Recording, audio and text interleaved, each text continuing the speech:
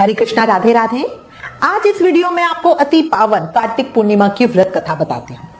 किसी भी व्रत में, पूजा में कथा सुनने का विशेष महत्व होता है। बिना कथा सुने व्रत करने का या पूजा करने का हमें पूर्ण फल प्राप्त नहीं होता। कार्तिक पूर्णिमा के व्रत का फल 10 यज्ञों के समान फल देने वाला माना गया है। इसलिए आप कार्तिक पूर्णिमा पर इस कथा को जरूर सुने। इस वीडियो में आपको कार्तिक पूर्णिमा की 2 पौराणिक कथा बताती हूँ। बहुत ही पावन कथा है, प्रेम से, मन से, भाव से सुने। पहली कथा हमें मिलती है जिसमें हमें पता चलता है कि कार्तिक पूर्णिमा को त्रिपुरी पूर्णिमा या देव दीपावली क्यों कहते हैं। कथा शुरू करते हैं। एक पौराणिक कथा के अनुसार तारकासुर नाम का एक राक्षस था। उसके 3 पुत्र थे, तारक्ष, कमलाक्ष और विद्युन्मानी। भगवान शिव के बड़े पुत्र कार्तिकेय ने तारकासुर का वध किया। अपने पिता की हत्या की खबर सुनकर तीनों पुत्र बहुत दुखी हुए। तीनों ने मिलकर ब्रह्मा जी से वरदान मांगने के लिए घोर तपस्या की। ब्रह्मा जी तीनों की तपस्या से प्रसन्न हुए और बोले, मांगो, क्या वरदान मांगना चाहते हो। तीनों ने ब्रह्मा जी से अमर होने का वरदान मांगा, लेकिन ब्रह्मा जी ने उन्हें इसके अलावा कोई दूसरा वरदान मांगने को कहा, क्योंकि ये सर्वविदित है, जिसने जन्म लिया है उसकी मृत्यु होना आवश्यक है।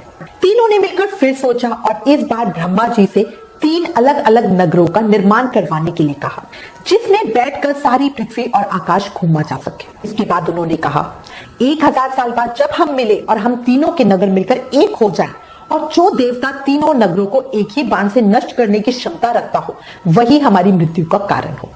ब्रह्मा जी ने उन्हें यह वरदान दे दिया। तीनों वरदान पाकर बहुत खुश हुए। ब्रह्मा जी के कहने पर मय दानव ने उनके लिए 3 नगरों का निर्माण किया। तारक्ष के लिए सोने का, कमलाक्ष के लिए चांदी का और विद्युन्माली के लिए लोहे का नगर बनाया गया।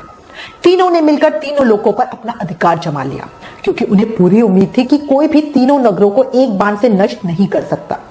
वो एक तरह से अपने आप को अमर ही मान रहे थे। इसलिए ही उन्होंने देवताओं पर अत्याचार भी बहुत बढ़ा दिए। इंद्र और अन्य देवता इन तीनों राक्षसों से बहुत भयभीत हुए और भगवान शंकर की शरण में गए।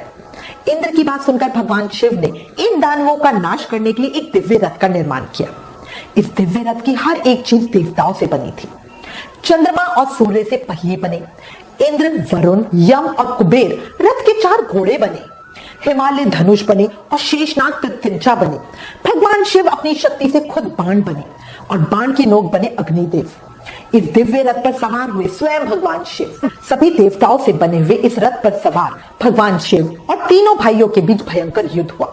जैसे ही वो तीनों दानव एक सीध में आए, भगवान शिव ने बाण छोड़कर तीनों को नाश कर दिया। इसी वध के बाद भगवान शिव को त्रिपुरारी कहा जाने लगा।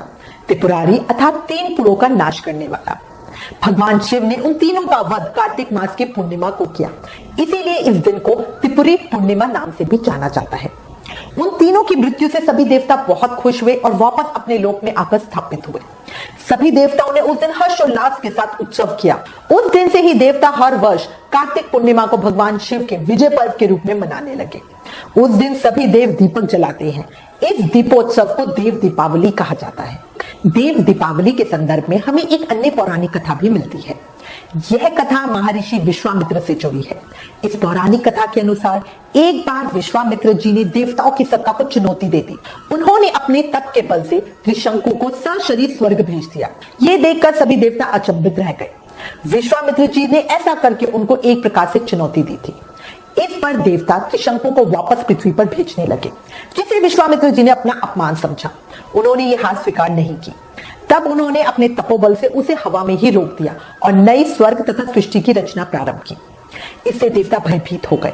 उन्होंने अपनी गलती की क्षमा याचना की और विश्वामित्र जी को मनाने के लिए उनकी स्तुति प्रारंभ कर दी। अंततः देवता सफल हुए और विश्वामित्र जी उनकी प्रार्थना से प्रसन्न हो गए। उन्होंने दूसरे स्वर्ग और सृष्टि की रचना बंद कर दी। इससे सभी देवता प्रसन्न हुए और उस दिन उन्होंने दीपावली बनाई, जिसे देव दीपावली कहा गया। इस तरह कार्तिक पूर्णिमा पर हमें देव दीपावली, भगवान शिव का त्रिपुरारी कहलाने की कथा सुनी। इसी के साथ मत्स्य पुराण के अनुसार इस दिन संध्या के समय भगवान विष्णु ने अपना प्रथम अवतार मत्स्य अवतार लिया था। इसलिए इस दिन क्षीर सागर दान का अत्यंत महत्व है।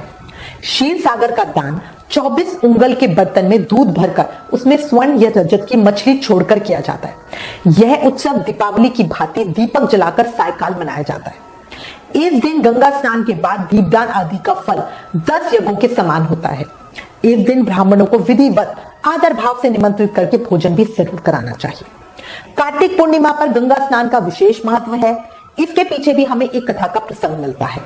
हुआ यूं, महाभारत का महायुद्ध समाप्त होने पर पांडव इस बात से बहुत दुखी थे कि युद्ध में उनके सगे संबंधियों की असमय मृत्यु हुई। उन सबकी आत्मा की शांति कैसे हो, यही चिंता पांडवों के लिए बहुत थी।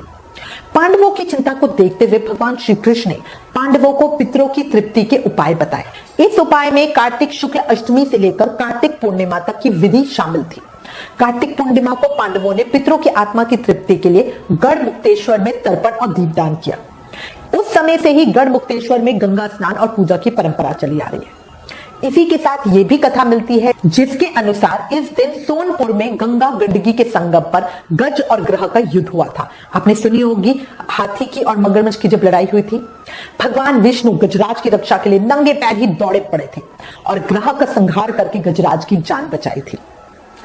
इसी के साथ एक और चीज याद रखना, तुलसी पूजा का भी इस दिन विशेष महत्व है। दरअसल कार्तिक मास की एकादशी के दिन तुलसी का भगवान विष्णु के शालग्राम रूप के साथ विवाह हुआ था। उसी के साथ कहा जाता है कि पूर्णिमा तिथि के दिन तुलसी का बैकुंठ धाम में आगमन हुआ था। इसलिए कार्तिक पूर्णिमा के दिन तुलसी पूजा का विशेष महत्व है। जब हम किसी को भेजते तो विदाई देते हैं ना। इसी के साथ कई जगह यह भी कहा जाता है कि इसी दिन कार्तिक पूर्णिमा पर ही तुलसा जी वापस पृथ्वी पर भी आई थी। इस दिन श्रीहरि की पूजा में तुलसी अर्पित करना बहुत बहुत फलकारी होता है। ऐसी मान्यता है कि इस दिन घरों में तुलसी के पौधों के आगे दीपक जरूर प्रज्वलित करें। भगवान विष्णु की पूजा करें तो लक्ष्मी जी सदा आप पर प्रसन्न रहेंगी। यही हमारी कार्तिक पूर्णिमा व्रत कथा का विराम। ओम नमो नारायणाय नमः।